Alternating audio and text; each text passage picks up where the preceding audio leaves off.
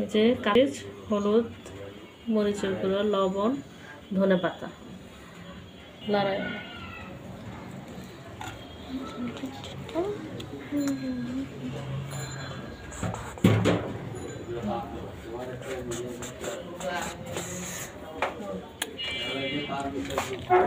পেঁয়াজ কুচি দিয়ে দিলাম,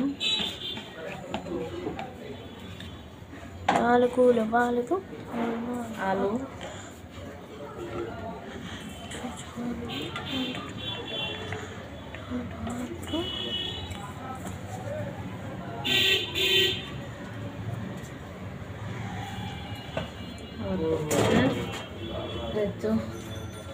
দেখো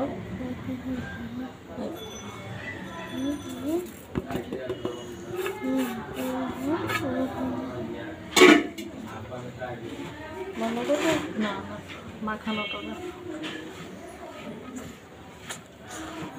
আমার বন্ধু মনে হয় এতক্ষণে 6 রাউন্ড জিতে গেছে।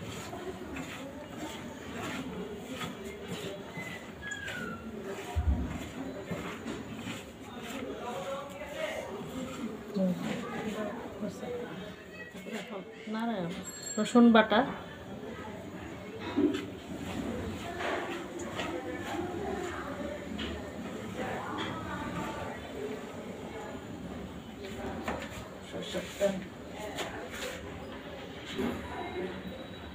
দেখা যাচ্ছে সরষের তেল,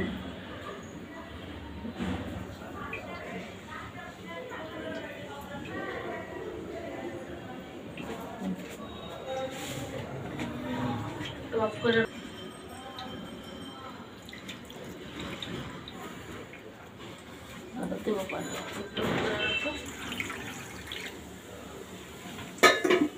দেশি ধনেপাতা দিয়ে মলা মাছ এভাবে রান্না করলে আমার কাছে খুবই ভালো লাগে। বড় মাছের চাইতে এই তরকারিটা দিয়ে আমার মনে হয় যেন ভাত খাওয়া যে কোনো মানুষেরই আরও বেশি হবে, অবশ্য যারা মলা মাছ পছন্দ করে।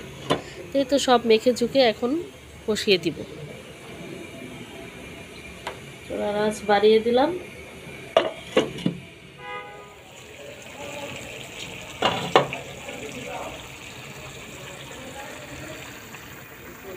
বাজার থেকে আনা মাত্রই একদম টাটকা মাছ কুটে দেশি ধনেপাতা দিয়ে রান্না করছি, একদম টাটকা। এত সুন্দর একটা দেশি ধনেপাতার ঘ্রাণ বের হয়েছে যেটা আমি শেয়ার করতে পারছি না।